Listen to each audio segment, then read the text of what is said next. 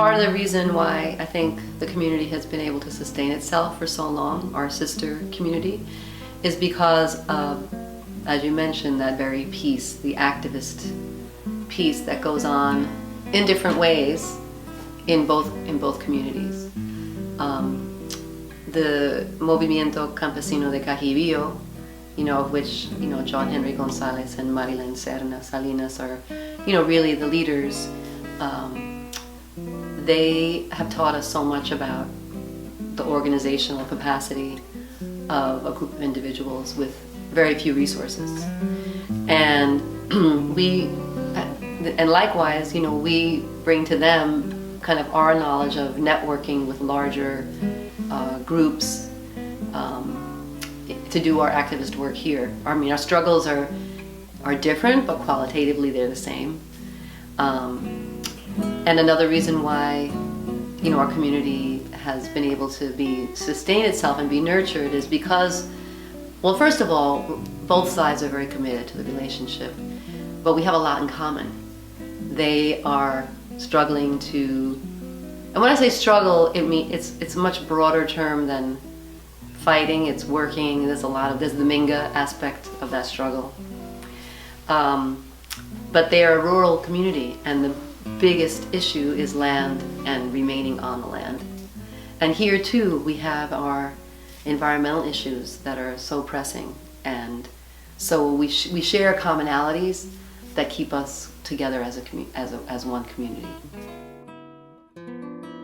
So they have a really multifaceted organizational strategy, and it's very interesting because over the years we've seen how that organizational strategy has had amazing results. One of which is that they have a voice with the President of Colombia, at the table. They are at the table, the campesino groups, and they know it's not just, the idea is campesino, the small farmer struggle, right? But they know very well that that's connected to the struggles of other groups, other sectors, workers, women, students, and so we've seen that the organization that they have in place that's so solid, they've been able to kind of launch that onto the national scene and to be a model of organization, and other groups are joining with them because they see the success that they've had. It's quite amazing, And so they have this Movimiento Cajibío, Campesino de Cajibío has this kind of autonomous, they call it an autonomous zone in a sense, right? And so that has created this kind of really strong structure, and they don't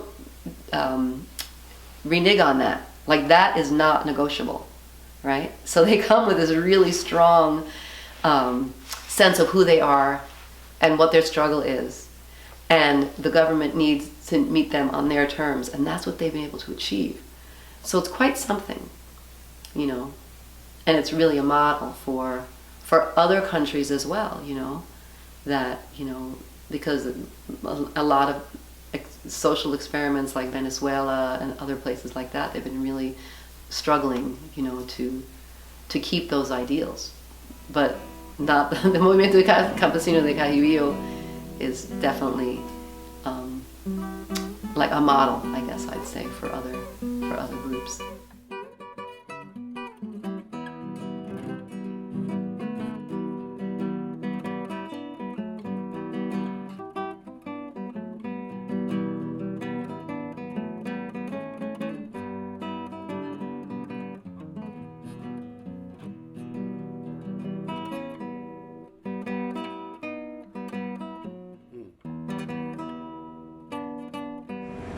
Bueno, creo que para mí la escuela inicial de entender el compromiso con una transformación en Colombia tiene que ver con crecer en el campo, con una familia que trabajaba muchísimo, pero que teníamos muy malas condiciones de vida. Y preguntarme por qué pasa esto y sobre todo empezar a ver que no era solamente mi familia, sino miles de familias que vivían la misma situación. Y empezar a vivir en una comunidad donde, por ejemplo, en el año 84 llegó una multinacional para comprar cientos de hectáreas de tierra.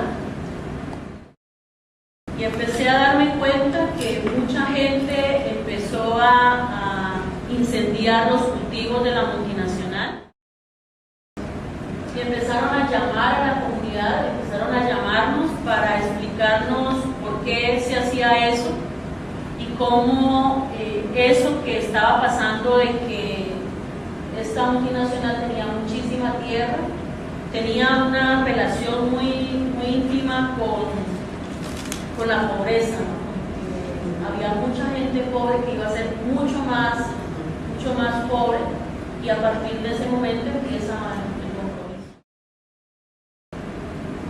Y creo que la afectación del compromiso con la vida personal pues es lo que le ha pasado a miles de líderes en Colombia, que pues han tenido que desplazarse, retornar, ser amenazados, incluso ir a la cárcel, o sea, muchas situaciones difíciles que finalmente asumimos, porque esta opción de vida, tratar de dejar un país distinto para nosotros y para las nuevas generaciones.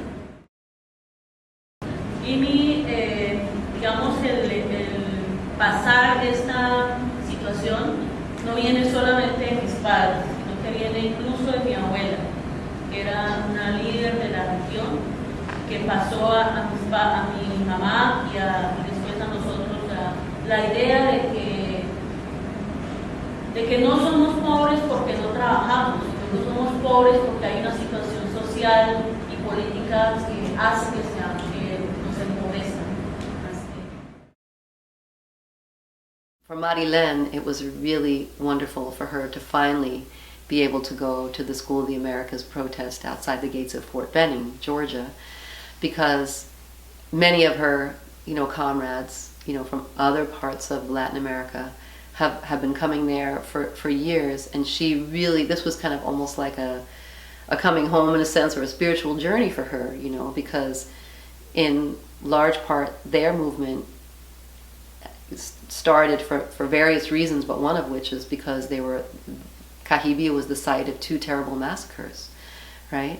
And it's probable that some of those people responsible for the massacres were trained in places like School of the Americas. So she definitely has friends who have been victimized by U.S. imperialism and foreign policy and the elites of Colombia and their policy of violence, especially in the 80s and 90s into the early 2000s. So for her to go to SOA Watch, it was really great for her, but also she, amazingly, instead of bringing the story of pain and suffering, she brought this other new narrative, of kind of a new Colombia where campesinos are having a voice, and there was, and kind of making political inroads, into getting actually heard at the national level. Because when we first met with them, it was all about, they don't, we do not trust the national government. They've never been there for us. For 500 years we've struggled. For 500 years we've gotten the same old story. We've lived in poverty. We have, at every turn we've been threatened to off our lands, but despite that, after 500 years, we're still here.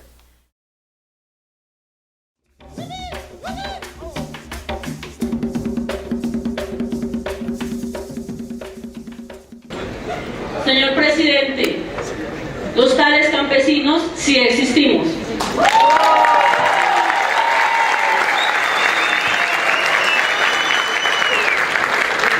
Como también existen pobladores urbanos, pueblos indígenas, comunidades afrodescendientes que históricamente hemos luchado por una vida digna y que hoy, aún siendo pueblos empobrecidos, hemos hecho una apuesta por la unidad, porque pensamos que si estamos juntos y estamos juntas, solamente así podemos transformar este país.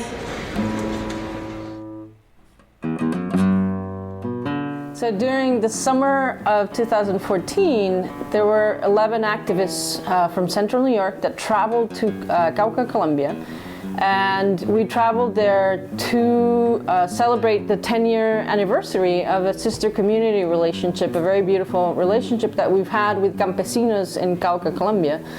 And beyond that, there were many people within this delegation that were fighting their own fights here at home, anti-fracking or anti-war, anti-drone struggles here, but also fights for immigrant rights or for local economy. And so the people that went on this delegation had a lot to learn from the struggles of Colombian campesinos, but also to share, right?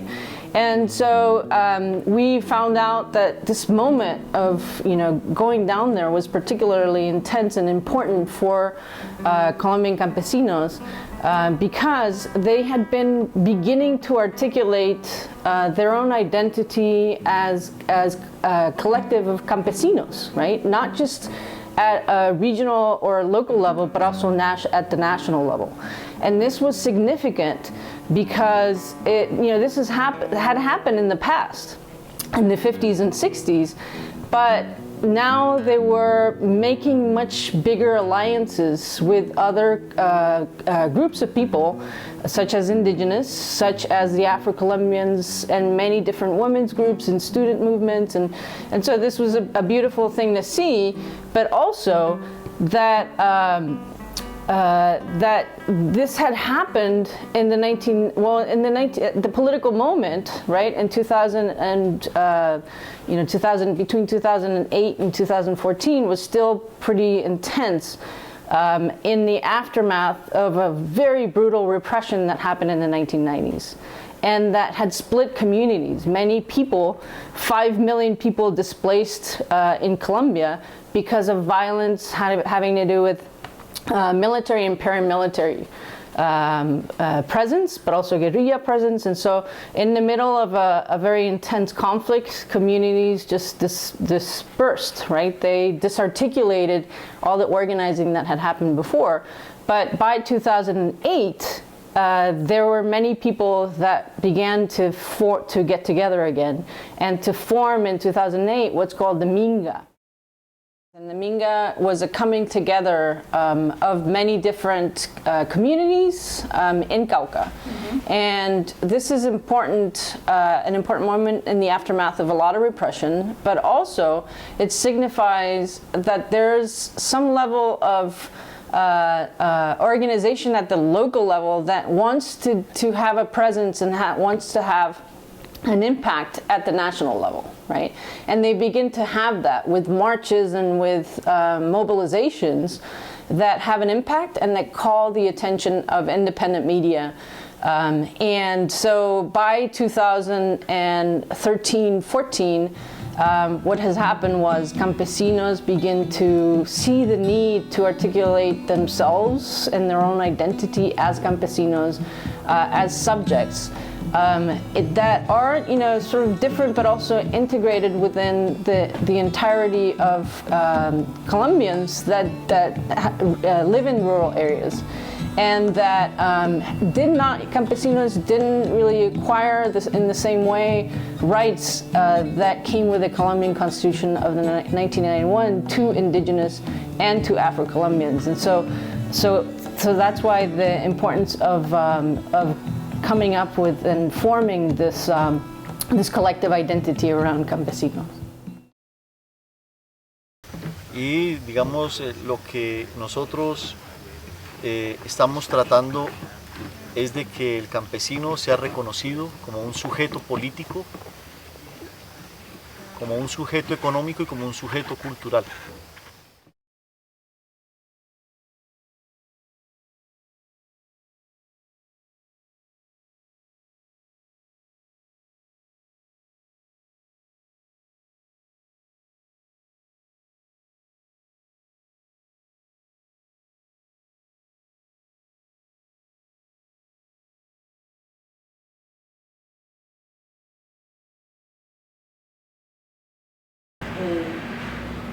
digamos que logramos en el 2008 con la Minga, lo que se logra es, digamos, empezar a romper esa lógica, ¿no? Decir, nos podemos movilizar nuevamente. That we could mobilize in a new way. Es Again, once posible dar un debate público alrededor de las problemáticas del país y es posible plantearle a Colombia desde el Cauca, en este caso, una posibilidad de crear un movimiento nacional. Una propuesta desde la diversidad sectorial, étnica, social, política.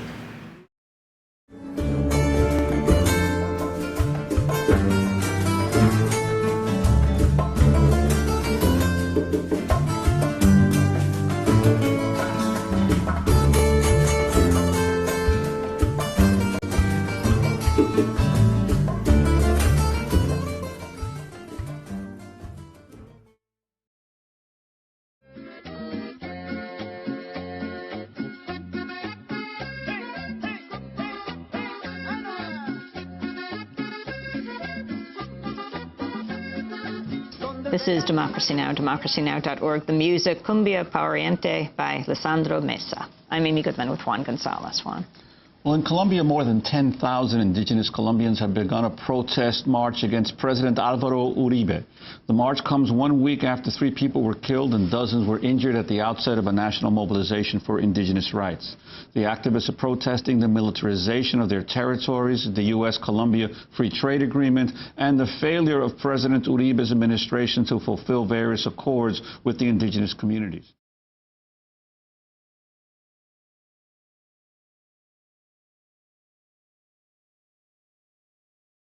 La fuerza pública tiene una orden del gobierno de Uribe, desalojar a la María completamente. Si los indios no se van, entonces lo vamos a desalojar.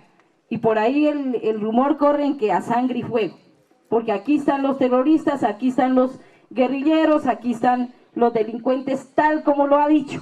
Y seguramente ustedes han escuchado las noticias. También dijo, se reactiva el pago de recompensas para quienes promueven la movilización. Felicito de manera muy grande a nuestra comunidad porque ustedes han estado atentos de quiénes son los que hacen parte de este proceso de manera leal. Sin embargo, entre el balance, cuando el 13 de marzo de este año Uribe dio la recompensa, hoy podríamos decir que ninguno de los indios nos han entregado todavía, pero que a él primero lo delataron. ¿Quién lo delató? Yidis Medina. ¿Quién lo delató? Muchos de sus congresistas lo han delatado y le han dicho, y nosotros, el movimiento indígena, no hemos tenido que pagar recompensas para que lo delaten a él. No hemos gastado plata, hemos gastado nuestro proceso, nuestra dignidad y nuestra resistencia.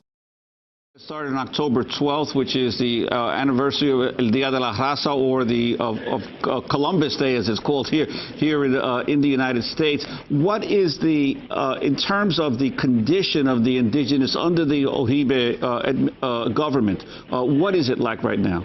That's a great point, and this is interesting that finally, after over almost 2 weeks of mobilizing and weeks before the mobilization began, the indigenous communities were putting out communiques consistently on their websites and holding press conferences to draw attention to 5 key points that the communities are trying to address and get the government to address, but it hasn't gotten any coverage whatsoever. Only the last couple of days, because the government has been forced to respond to the specific points, are the media now here in Colombia actually addressing them. One of them you pointed out in the introduction. They're really concerned about the free trade agreement that was signed by the Colombian government, and they're waiting for approval in the U.S. Congress. It hasn't been approved by the Congress, and so the Colombian indigenous movement and the popular movement in general are saying that this free trade agreement has to be reconsidered because the communities were not consulted. Another major issue, which addresses specifically your question about the conditions, is the human rights violations that have been carried out against the communities. The indigenous movement are saying no to the democratic security strategy, the so-called democratic security strategy of the Uribe government, because it hasn't brought security and it is by no means democratic as far as they're concerned, given the fact that over the last month alone, since early September, over 24 indigenous members of the different communities throughout the country have been assassinated, 8 of which were attributed to public security forces in different parts of the country, particularly in northern Cauca. So they're saying that these human rights violations continue, the displacement of indigenous communities, 400,000 displaced under the 6-year administration of Uribe. They're saying that this all has to stop and these issues have to be addressed. Unfortunately, the Colombian government continues to kind of whitewash it all and say that, okay, we're going to talk about lands, territories that we're going to buy from large landowners in the south and give some of those lands back to the indigenous communities, but they're not addressing the fundamental points that the communities are putting forward in this mobilization.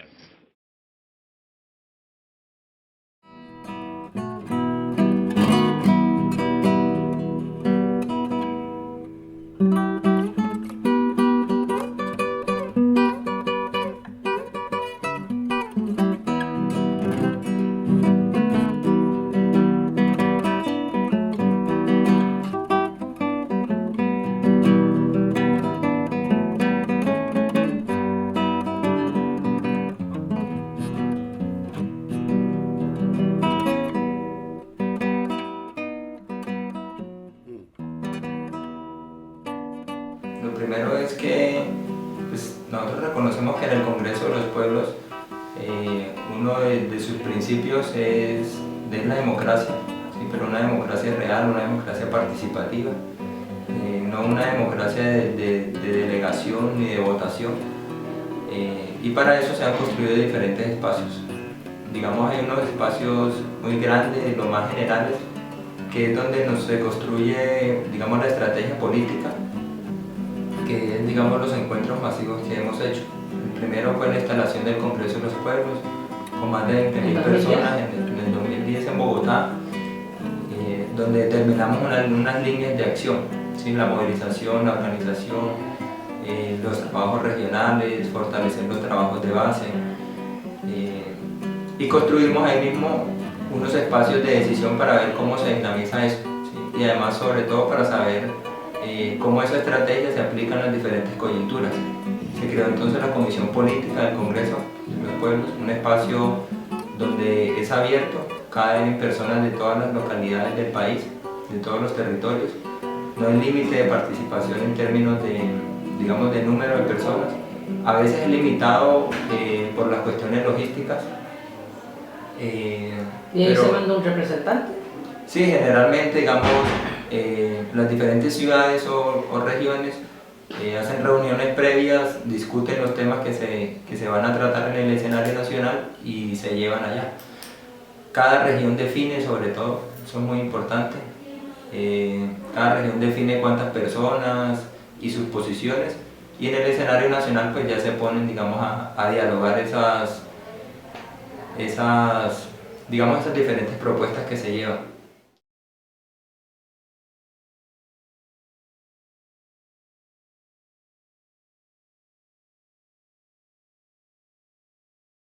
Bueno, ahorita la compañera Marilén Serna, vocera de la Minga, nos va a explicar un poco cuáles van a ser esos ejes temáticos o contenidos que va a tener el Congreso Nacional de Tierras.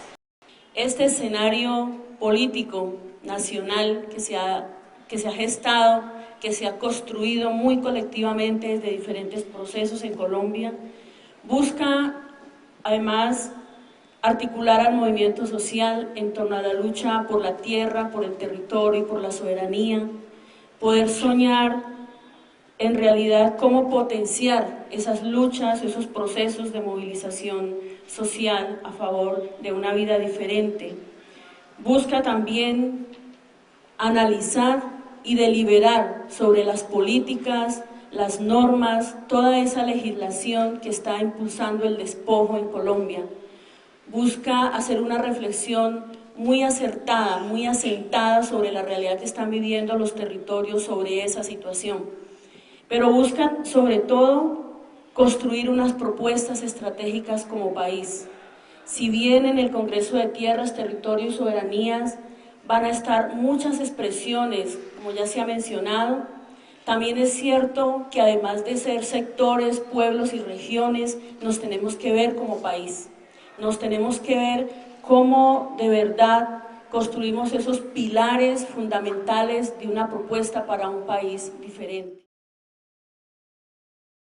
So in 2012, the Santos government began a peace negotiation process with FARC, and they have negotiated since 2012 several different themes, some of which have to do with political participation, with victims' rights, with agrarian reform.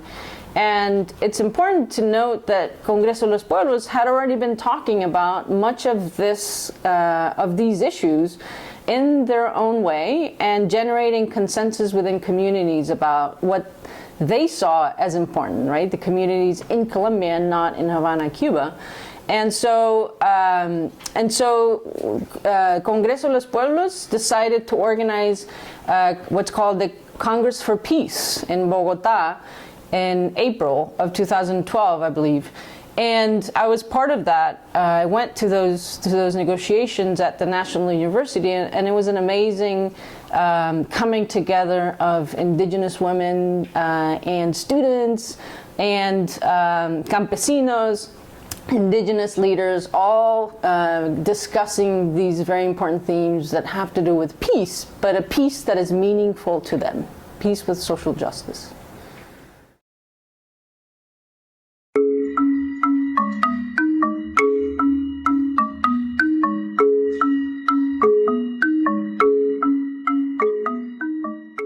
Este escenario del Congreso para la Paz busca ponerle contenido a una propuesta de paz, lo que hemos llamado una agenda política para un país en paz, y es que realmente con un ejercicio muy participativo le coloquemos concretamente cómo sería ese país en paz para que realmente se generen unas transformaciones que trasciendan, digamos, esta situación de empobrecimiento de la gran mayoría del pueblo colombiano, que es lo que ha generado este conflicto armado. Nos estamos planteando también la necesidad de hablar de la participación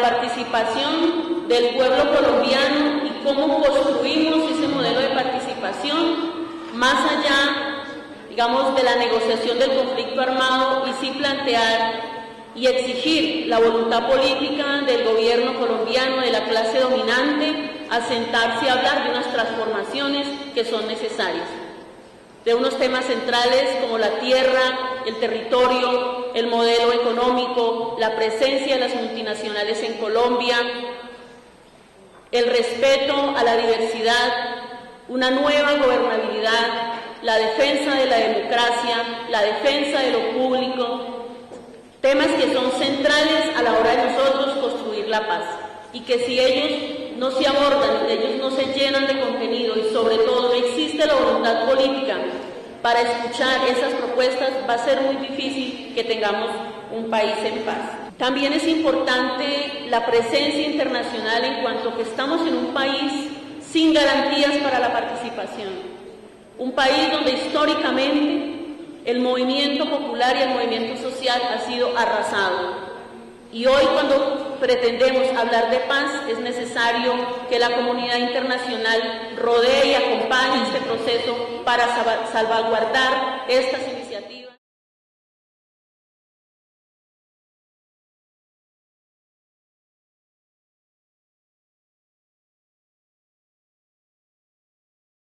Hay un tema que es central, que es muy importante, que es el tema de la tierra y el territorio. Y nosotros creemos que de la forma, por ejemplo, como está entrando el capital internacional al país, de la forma como las multinacionales están avasallando los territorios, con eso no es posible construir la paz. Para nosotros un mínimo sería parar esa entrada agresiva de las multinacionales y generar también un proceso de redistribución de la tierra, porque hay muchísima gente en Colombia que no tiene tierra y hay una gran acumulación de esa tierra en grandes latifundios que incluso hoy están improductivos. Esos son para nosotros, digamos, uno de los mínimos. El otro es las garantías para que los movimientos sociales podamos seguir construyendo país, sigamos organizándonos, interactuemos en un proceso de paz. Y creo que Colombia también necesita fundamentar el derecho a la vida, el respeto a la persona, el respeto a los derechos humanos, al derecho internacional humanitario, que sin eso es imposible pensarse un avance hacia la paz. Creemos que es importante que desde los gobiernos y desde los movimientos se pueda incidir en el gobierno colombiano, en decir que es importante que avance positivamente este proceso de paz, que este proceso de paz vaya más allá de un diálogo para parar la guerra, que es necesario generar los escenarios para abordar las problemáticas que vive el país.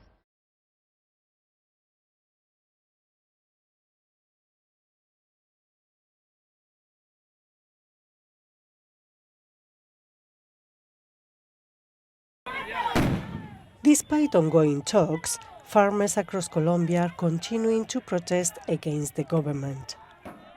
They say it's failed to enact reforms over debt management and fertilizer pricing, promised after demonstrations last year. In the northeastern town of Socorro, farmers clashed with riot police who used tear gas. Meanwhile, in the capital Bogota, farmers' representatives met with government officials. The agriculture minister said he was happy with the progress of the talks. The atmosphere is positive and constructive. There is a desire to build confidence between both sides, and we are very motivated. But the spokesman for the farmers said the strike would not be called off yet. They always tell us to sign an agreement and to end the strike. But first, we need to see results before we decide our next move. The farmers claim the government's agricultural policies are driving them bankrupt. They say that free trade agreements with the EU and US are flooding the market with agricultural products at prices that they just cannot match. Idoia Larrañaga, BBC News.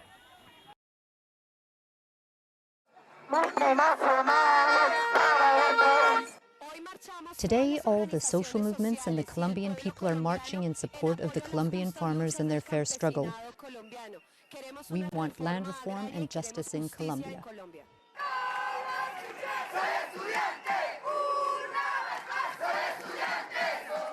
We are university students and we are here because we believe it is important to support the national strike and because we believe the Colombian people need education. In Colombia, the 21 days national strike, which enjoyed broad support, was a victory for the farmers' movement. After 12 deaths, 4 disappearances, and 485 injured, they got a law to control seeds suspended, along with subsidies to gas and supplies to compensate the farmers for their losses, competing with international multinationals brought in the country by free market treaties. The government and the strike board are currently negotiating new farming and mining laws, along with a revision of 10 free market treaties, trying to compensate or reduce the losses of farmers and miners. In the cities, while the solidarity with the farmers was the spark for the protests, the privatization of healthcare and education brought even more people to the streets. Facing police repression and despite the threat of paramilitary violence, they got a political victory, paralyzing the country while President Santos saw his popularity fall to an all-time low of 24%. But even after such demonstration for farmers to oppose mining and oil projects can be a very dangerous activity. In a historic moment, protesting farmers forced the Colombian government to negotiate the rejection of a farm bill and the release of detained protesters. On Sunday, September the 8th, Vice President Angelino Garzón met with the Strike Negotiating Commission in Popayán and agreed to suspend Law 970, the one that gave control over seeds to the government. They also were promised the release of the 648 arrested during the strike and the creation of a new mining law. Under this first and provisional agreement, the government will compensate the farmers for their losses, when competing with cheaper products imported under as much as 10 free market treaties with countries all around the world. In other cases, it will suspend the importation of such products. The strike was ended and negotiations started to discuss the farmers' proposals. The process of negotiation, as well as the final agreement and its implementation, will be verified by the United Nations.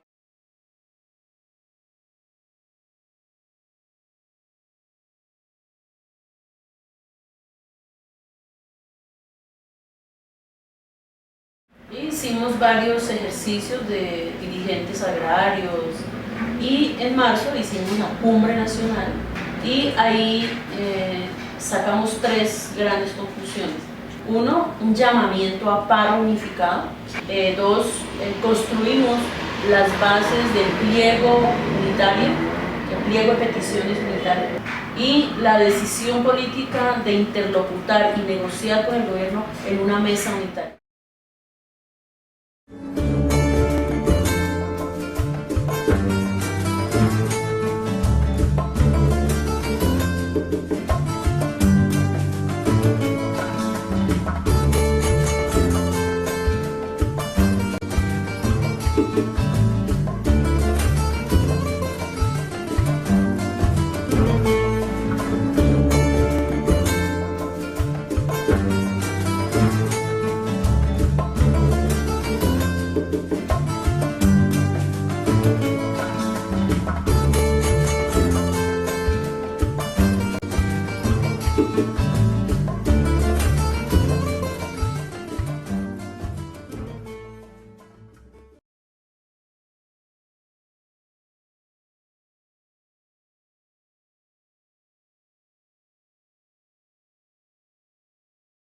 El día de la instalación del nuevo Congreso, unas leyes que creo que son fundamentales.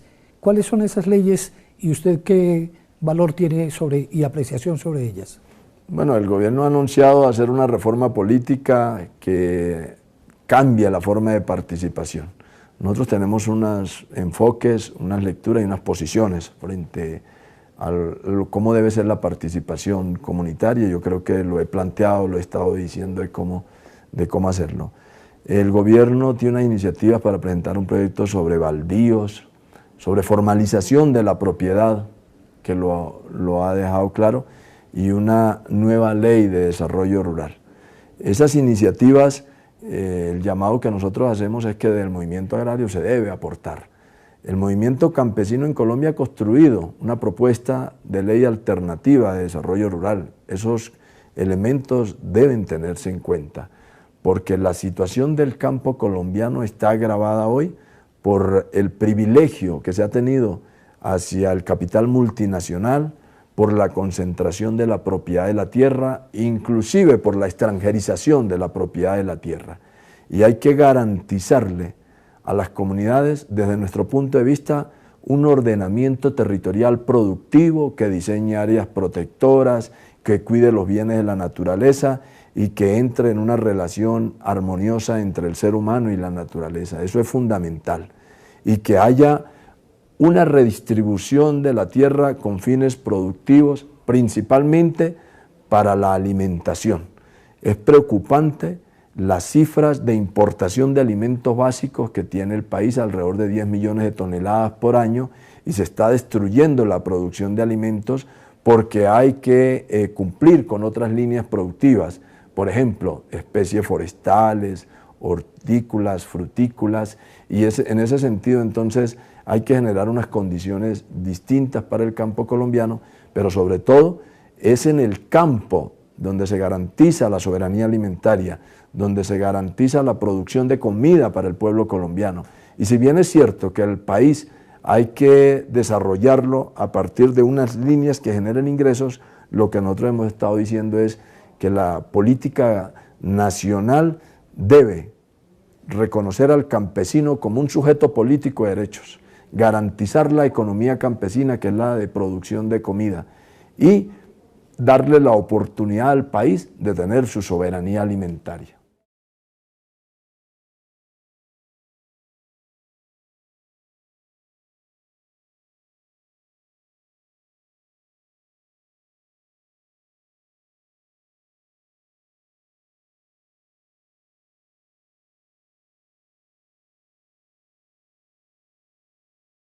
Hoy es una oportunidad que tenemos de posicionarnos aún más. Y hay que decir pues que esto se ha ganado por la movilización, por la fuerza organizada del campesinado, porque se ha tomado muy en serio ser protagonista de este país, protagonista de los cambios y de esa nueva política agraria que necesitamos para tener una vida digna en el campo. Si no es por la movilización y por la fuerza organizativa y hoy por ese proceso de unidad que nos da entre las diferentes organizaciones, pues sería muy difícil instalar esta mesa única de negociación.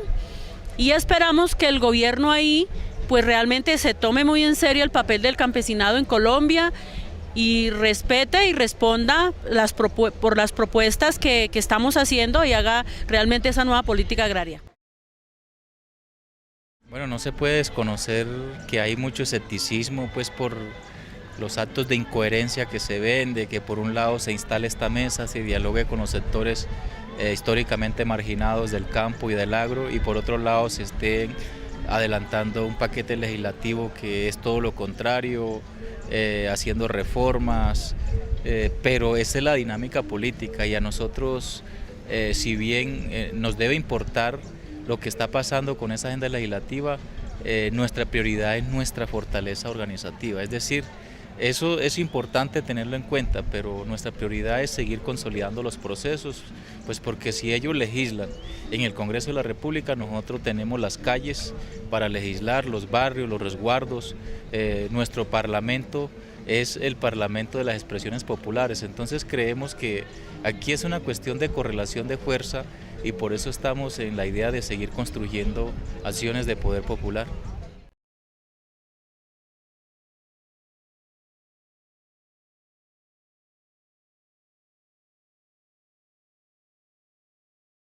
Y habrá voluntad de diálogo y de proceder de la dirección correcta siempre que se obre dentro de nuestro marco jurídico. De manera que, queridos amigos y representantes de los pueblos indígenas, de las comunidades afrodescendientes, de los campesinos, hoy damos un paso importante en el camino del desarrollo de nuestro campo, del bienestar de nuestros campesinos y de la construcción, por fin, después de medio siglo, aquí nadie ha vivido un solo día de paz, de una patria pacífica y próspera para todos.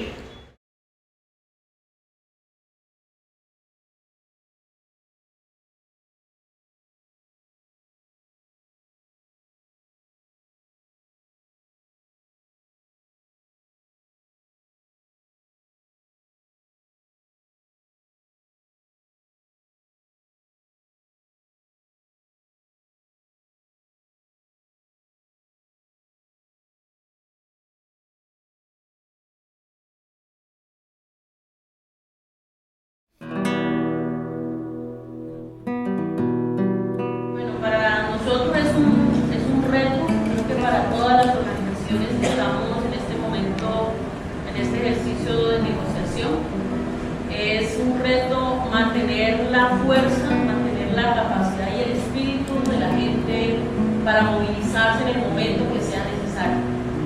Entonces, más allá de mantener una mesa de negociación, es alcanzar acuerdos que generen mejores condiciones de vida para la gente. Pero cómo ponemos también el alcance de estos acuerdos, el alcance de los logros de esta mesa al servicio de la construcción de una paz social. A nivel del país pues, se requiere un mayor digamos, ampliación del respaldo popular, el crecimiento, el fortalecimiento de las organizaciones, mantener la movilización social. Internacionalmente, nosotros como Congreso de los Pueblos hemos planteado la necesidad de que los grupos, las articulaciones continentales, internacionales, se pronuncien frente al gobierno de la necesidad de las garantías reales para la participación de los gobiernos en el tema de la paz.